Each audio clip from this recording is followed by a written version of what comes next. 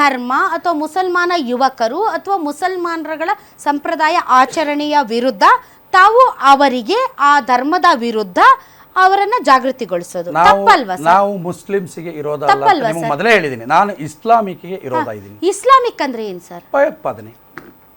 Islamic ಅಂದ್ರೆ ಭಯೋತ್ಪಾದನೆ. ಏನ್ ಭಯೋತ್ಪಾದನೆ? ಬಾಂಬ್ ಹಾಕ್ತಿರೋದು ಯಾರು? ಚೂರಿ ಹಾಕ್ತಿರೋದು ಯಾರು?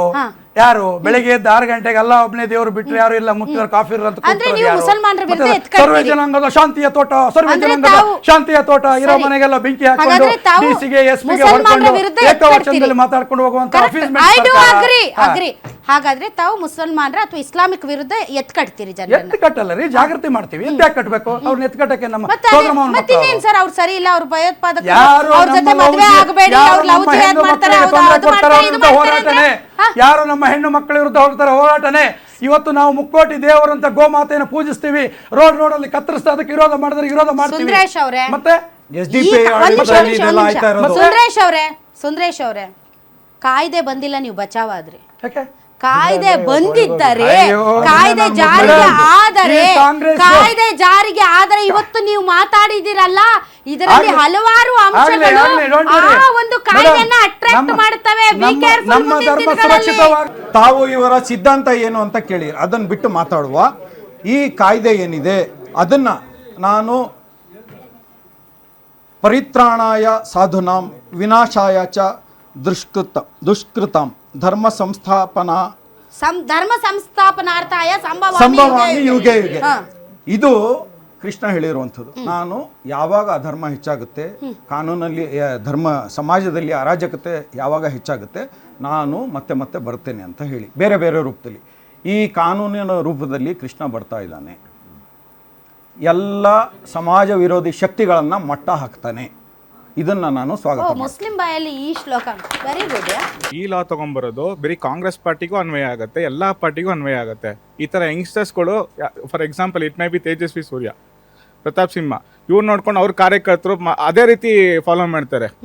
ಸೊ ಇದನ್ನೆಲ್ಲ ತಗೊಂಬರೋದು 100% ಕರೆಕ್ಟು. ಇದು ಯಾವುದೇ ರೀತಿ ನಿಮ್ಗೆ ತಪ್ಪೇ ಇಲ್ಲ, 100% ತಗೊಂಬರೋದು. ವಿಶೇಷವಾಗಿ ಕಾಯ್ದೆ ರೂಪದಲ್ಲಿ ತರೋದ್ರ ಉದ್ದೇಶ ಏನಂದ್ರೆ, ಇತ್ತೀಚಿನ ದಿನಗಳಲ್ಲಿ ಏನು ಸರ್ಕಾರ ಕಾಂಗ್ರೆಸ್ನ ಅಸ್ತಿತ್ವ ಕಮ್ಮಿ ಆಗ್ತಾ ಇದೆ, ಎಲ್ಲೋ ಈಗ 2.5 ವರ್ಷದಲ್ಲಿ ಕರ್ನಾಟಕದಲ್ಲೂ ಚುನಾವಣೆ ಬರ್ತಾ ಇದೆ.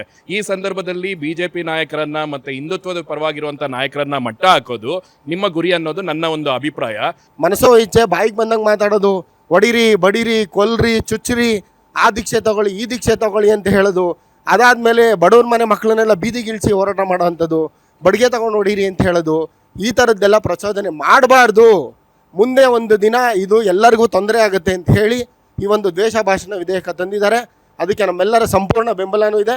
ಆಮೇಲೆ ನಾವೆಲ್ಲರೂ ಅದನ್ನು ಸ್ವಾಗತಿಸ್ತಿದ್ದೀವಿ ಮೇಡಮ್. ಹಿಂದೂ ಹುಡುಗಿಯನ್ನ ಹುಬ್ಳಿಯಿಂದ ಕ್ರಿಶ್ಚಿಯನ್ ಹುಡುಗ ಕರ್ಕೊಂಡ್ಬಂದು ಮಡಿಕೊಂಡಿದ್ದಾನೆ. 3 ದಿನದಿಂದ ಅವ್ರ ತಾಯಿ ಮತ್ತು ತಂದೆ ರೋಡ್ನಲ್ಲಿ ಬಿದ್ದಿದ್ದಾರೆ. ನನ್ನ ಮಗಳನ್ನ ಹೇಗಾದರೂ ಮಾಡಿ ಕರ್ಕೊಂಡು ಹೋಗ್ಬೇಕು. ಈಗ ಅವ್ರ ತಾಯಿ ಹೇಳ್ತಾ ಇರೋದೇನು, ನಮಗೆ ಓಪನ್ ಆಗಿ ನಾನು ಹೇಳ್ತಾ ಇದ್ದೇನೆ, ನಮಗೆ ಎತ್ತಿ ಕಾರ್ಗೆ ಹಾಕೊಟ್ಬಿಡಿ, ದಯವಿಟ್ಟು ಮಾತನಾಡಿ, ನಾವು ನನ್ನ ಮಗಳನ್ನ ಹುಬ್ಳಿ ಕರ್ಕೊಂಡು ಹೋಗ್ತೀನಿ ಅಂತ ಹೇಳ್ತಾ ಇದ್ದಾರೆ. ನೀವು ಬನ್ನಿ ಈಗ ನನ್ನ ಜೊತೆ. ಒಂದ್ ನಿಮಿಷ, ಹುಡುಗಿ ಏನ್ ಹೇಳ್ತಿದ್ದಾಳೆ ನಿಮ್ಗೆ? ಹುಡುಗಿ ಏನ್ ಹೇಳ್ತಾ ಇದ್ದಾಳೆ, ನಾನು ಇಲ್ಲೇ ಇರ್ತೀನಿ ನಿಮ್ಮ ಜೊತೆನಲ್ಲಿ. ಮುಗೀತು, ಕೇಸ್ ಕ್ಲೋಸ್. ಸಮಾಜದಲ್ಲಿ ಶಾಂತಿ ನೆಲೆಸಬೇಕು ಅಂತ ಹೇಳಿದ್ರೆ, ಯುವಕರು ಒಗ್ಗಟ್ಟಾಗಿ ಮುಂದೆ ದೇಶವನ್ನ ಕಟ್ಟಬೇಕು ಅಂತ ಹೇಳಿದ್ರೆ ಇಂತಹ ಕಾನೂನು ಜಾರಿ ಆಗಬೇಕು. ಮತ್ತೆ ಅಲ್ಲಿ ಕಾನೂನು ಜಾರಿ ಆಗಿದ ಕೂಡಲೇ ಇದು ಏನು ನ್ಯಾಯಾಧೀಶರು ಅಷ್ಟೇ. ತುಂಬಾ ಖುಷಿ ಆಗ್ತಾ ಇದೆ, ಯಾಕೆಂದ್ರೆ ಇವತ್ತು ಎಷ್ಟೋ ಜನ ಮಹಿಳೆಯರು ಹೇಳ್ತಾ ಇದ್ರು, ನನಗೆ PCOD ಪ್ರಾಬ್ಲಮ್ ಇತ್ತು ಸರ್, ಥೈರಾಯ್ಡ್ ಪ್ರಾಬ್ಲಮ್ ಇತ್ತು ಸರ್, ಆರಾಮಾಗಿ ನಾನು ಸಣ್ಣ ಆದೆ ಸರ್, ತುಂಬ ಥ್ಯಾಂಕ್ ಯು ಅಂತ ಎಷ್ಟೋ ಜನ ಹೇಳ್ತಾ ಇದ್ರು. ನಿಮಗೆ PCOD ಪ್ರಾಬ್ಲಮ್ ಇರಲಿ, ಥೈರಾಯ್ಡ್ ಪ್ರಾಬ್ಲಮ್ ಇರಲಿ, 100% ನೀವು ಸಣ್ಣ ಆಗಬೇಕು, ಆರೋಗ್ಯದಲ್ಲೂ ಸಮೇತ ತುಂಬ ಚೇತರಿಕೆ ಆಗಬೇಕು ಅಂದರೆ ಪ್ರತಿದಿನ ನಮ್ಮ ಜೀನಿ ಸ್ಲಿಮ್ನ ಯೂಸ್ ಮಾಡಿ. ಯಾಕೆಂದರೆ ಜೀನಿ ಸ್ಲಿಮ್ಮು ಒಂದು ಉತ್ತಮ ಆಹಾರ. ಪಾರದರ್ಶಕವಾದಂತಹ ತನಿಖೆಯನ್ನ ಮಾಡಿ, ಪಾರದರ್ಶಕವಾಗಿ ಅದು ಯಾರಾದ್ರೂ ಆಗಿರ್ಲಿ, ಅದು ಕಾಂಗ್ರೆಸ್ ಅವರಾಗಿರ್ಲಿ, ಅದು ಬಿಜೆಪಿ ಅವರಾಗಿರ್ಲಿ, ಅಥವಾ ಇನ್ನಿತರ ಯಾವುದೇ ಪಕ್ಷದವರಾಗಿರ್ಲಿ, ಅದು ಯಾರು ಮಾಡಿದಾರೋ ಅವರ ವಿರುದ್ಧವಾಗಿ ಪಾರದರ್ಶಕವಾದಂತಹ ತನಿಖೆ ಮಾಡಿ ನ್ಯಾಯವನ್ನು ವಿಧಿಸಬೇಕು ಅನ್ನೋದು. ಮತ್ತೆ ಈ ಸರ್ಕಾರ ಏನು ಈ ಕಾಯ್ದೆಯನ್ನ ತಗೊಂಡ್ ಬಂದಿದೆ, ಇದನ್ನ ಎಲ್ಲರೂ ನಾವು ಸ್ವಾಗತಿಸ್ತೀವಿ ಅಂತ ಹೇಳಲಿಕ್ಕೆ ಇಷ್ಟಪಡ್ತೀನಿ. ನಮ್ಮ ಭ್ರಷ್ಟಾಚಾರದ ಬಗ್ಗೆ ಆಗಲಿ, ನಮ್ಮ ಆಡಳಿತದ ಬಗ್ಗೆ ಯಾಕೆ ಅಂದ್ರೆ ಡೆಫಿನೇಷನ್ ಏನು ಕೊಡ್ತಾರೆ ಇವರು? ದ್ವೇಷ ಭಾಷಣ ಅಂದ್ರೆ ಡೆಫಿನೇಷನ್ ಏನು ಮಾತಾಡಿದ್ರೆ ಅದು ದ್ವೇಷ ಆಗುತ್ತೆ. ದ್ವೇಷದ ಪರಿಭಾಷೆ ಏನು ಅನ್ನೋದನ್ನ ಇವ್ರು ಹೇಗೆ ವ್ಯಾಖ್ಯಾನಿಸ್ತಾರೆ ಅನ್ನೋದ್ರ ಬಗ್ಗೆ ನನಗೂ ಒಂದು ಸ್ವಲ್ಪ ಆತಂಕ ಇದೆ. ಯಾಕೆಂದರೆ ಇದು ಕೇವಲ ದ್ವೇಷ ಭಾಷಣಕಾರರಿಗೂ ಅಲ್ಲ, ನಮಗೂ ಆತಂಕ ಇದೆ. ಪತ್ರಿಕಾ ಸ್ವಾತಂತ್ರ್ಯಕ್ಕೂ ಕೂಡ ಧಕ್ಕೆ ತರುವಂಥ ಸಾಧ್ಯತೆ ಇದೆ. ಯಾಕೆ ಅಂತಂದರೆ ಈ ದ್ವೇಷ ಅನ್ನೋದರ ವ್ಯಾಖ್ಯಾನ ಮತ್ತು ಪರಿಭಾಷೆ ಹೇಗಿರಲಿದೆ ಅನ್ನೋದ್ರ ಬಗ್ಗೆ ನನಗೂ ಕೂಡ ತುಂಬ ಆತಂಕ ಇದೆ. ನೋಡೋಣ ಅಧಿವೇಶನದಲ್ಲಿ ಇವರು ಮಂಡನೆ ಮಾಡಿದ ಮೇಲೆ ಯಾವ ರೀತಿಯಾದಂಥ ಚರ್ಚೆ ಆಗುತ್ತೆ ಅಂತ. ಬಟ್ ನಾನೇನು ಹೇಳ್ತೀನಿ ಅಂತಂದರೆ, ನಮ್ಮ ಯಾರು ಪ್ರಜಾಪ್ರಭುತ್ವ ವ್ಯವಸ್ಥೆಯಲ್ಲಿ ಆಯ್ಕೆ ಆದಂಥ ನಮ್ಮ ಜನಪ್ರತಿನಿಧಿಗಳು ಯಾರಿದ್ದಾರೆ, ಇರ್ರೆಸ್ಪೆಕ್ಟಿವ್ ಆಫ್ ಪಾರ್ಟೀಸ್, ಅದು BJP, ಕಾಂಗ್ರೆಸ್, JDS, ಸದನದಲ್ಲಿ ಕೂತು ಈ ವಿಚಾರದಲ್ಲಿ ಕೂಲಂಕುಷವಾಗಿ ನೀವು ಚರ್ಚೆ ಮಾಡಿ, ಚರ್ಚೆ ಮಾಡ್ದೇನೆ ಬಾಯ್ಕಾಟ್ ಮಾಡಿ, ವಿರೋಧ ವ್ಯಕ್ತಪಡಿಸಿ, ಅವ್ರಿಗೆ ಬಿಟ್ಬಿಟ್ಟು ಅವ್ರಿಗೆ ಹೆಂಗೆ ಬೇಕೋ ಅವ್ರು ಮಣ್ಣೆ ಮಾಡ್ಕೊಂಡು, ಅವ್ರು ಹೆಂಗೆ ಬೇಕೋ ಹಂಗೆ ಬಿಲ್ ಪಾಸ್ ಮಾಡಿಕೊಂಡು, ಅವ್ರಿಗೆ ಹೆಂಗೆ ಬೇಕೋ ಹಂಗೆ ಕಾನೂನು ಮಾಡುವಂತಹ ಒಂದು ವರ ಅವ್ರಿಗೆ ಕೊಡಬೇಡಿ, ಅಸ್ತ್ರ ಅವ್ರ ಕೈಲಿ ಕೊಡಬೇಡಿ. ಚರ್ಚೆ ಮಾಡಿ.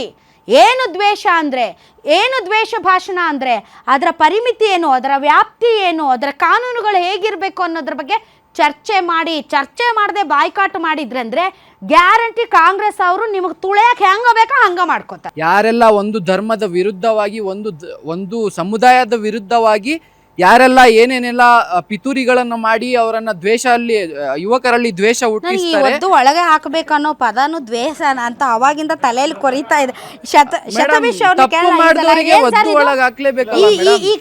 ಈ ಕಾಂಟೆಕ್ಸ್ಟ್ ಏನಿದೆ, ಕಾನೂನನ್ನ ಕೈಗೆತ್ತಿಕೊಳ್ಳುವವರು, ದ್ವೇಷ ಭಾಷಣ ಮಾಡೋರ್ನ ಒದ್ದು ಒಳಗೆ ಹಾಕಬೇಕು ಅನ್ನೋ ಪದ, ಅದು ದ್ವೇಷನ.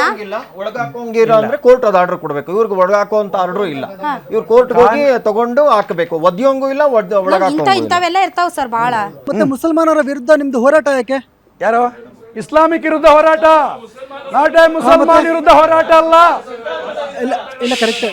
ಇಸ್ಲಾಮಿಕ್ ವಿರುದ್ಧ ಹೋರಾಟ, ಮುಸ್ಲಿಮ್ಸ್ ಹಿಂದೂಗಳ ವಿರುದ್ಧ ಹೋರಾಟ ಅಲ್ಲ, ಹಿಂದುತ್ವದ ವಿರುದ್ಧ ಹೋರಾಟ ಅನ್ನೋಂಗೆ ಇಸ್ಲಾಂ ಮುಸಲ್ಮಾನರ ವಿರುದ್ಧ ಹೋರಾಟ ಅಲ್ಲ, ಇಸ್ಲಾಮಿಕ್ ವಿರುದ್ಧ ಹೋರಾಟ. ಹೊಸದಾಗಿ ಈ ವಿಧೇಯಕ ನಮ್ಗೆ ಅವಶ್ಯಕತೆ ಇದೆಯಾ? ಇರಬೇಕು. ಯಾಕೆ ಅಂದ್ರೆ ಸರ್, ಮಂಗಳೂರಿನಲ್ಲಿ ಸಾಲು ಕೊಲೆಗಳು ನಡೀತಲ್ಲ ಸರ್, ಆ ಕೊಲೆಗಳಿಗೆ ಏನ್ ಪ್ರಚೋದನೆ ಗೊತ್ತಾ ನಿಮ್ಗೆ? ಮೇಡಮ್, ಪ್ರತಿ ಒಂದು ಕೊಲೆ ಹಿಂದೆ ಒಂದು ಹಿನ್ನೆಲೆ ಇರುತ್ತೆ ಮೇಡಮ್. ಆ ಹಿನ್ನೆಲೆ ಏನು? ಆ ಹಿನ್ನೆಲೆ ದ್ವೇಷ. ಆ ದ್ವೇಷವನ್ನ ನಾವು ಕತ್ತರಿಸಿ ಬಿಸಾಕಬೇಕು. ದ್ವೇಷ ಮಾಡಬಾರ್ದು. ಆ ದ್ವೇಷನ ಅಪಾಯಿಂಟ್ಮೆಂಟ್ ಮಾಡಿದ್ರೆ ಕರೆಕ್ಟ್ ಆಗುತ್ತೆ. ಇವಾಗ ಇಲ್ಲೂ ಅಷ್ಟೇನೆ, ನಮ್ಮ ಮಲ್ಲೇಶ್ವರಂ ಕ್ಷೇತ್ರದಲ್ಲಿ ಹೇಳ್ತೀನಿ ಮೇಡಮ್, ಹಿಂದೂ ಮುಸ್ಲಿಂ ಅಣ್ತಂದಿರ್ ತರ ಇದ್ದೀವಿ. ಅದೇ ತರ ಈ ವಿಧೇಯಕ ತರದೇನೆ ನಾವ್ ಇದ್ದೀವಿ. ಅದೇ ತರ ಕರಾವಳಿಯಲ್ಲೂ ಇರಬೇಕು ಜನ, ಇರ್ಬೇಕು. ದಕ್ಷಿಣ ಈ ವಿಧೇಯಕದ ಅವಶ್ಯಕತೆ ಇಲ್ಲ ಮೇಡಮ್ ನಮ್ಗೆ. ಹಾಗಾದ್ರೆ ಯಾಕೆ ಸರ್ ಮಲ್ಲೇಶ್ವರಂ ಅಲ್ಲಿ ನಡೀತಾ ಇರೋದು ಕರಾವಳಿಯಲ್ಲಿ ನಡೆಯುತ್ತೆ? ಇಲ್ಲಿ ಜನ ಬೇರೆಯಿಂದ ಬಂದು ಪ್ರಚೋದನೆ ಕೊಡ್ತಾರೆ ಮೇಡಮ್. ಎಲ್ಲಿ ಯಾರು? ನಮ್ಮಲ್ಲೇ ರಾಜಕಾರಣಿಗಳೇ ಮಾಡೋದು ಈ ಕೆಲಸ. ಅದಕ್ಕೆ ತಡಿಬೇಕು ಸರ್. All right.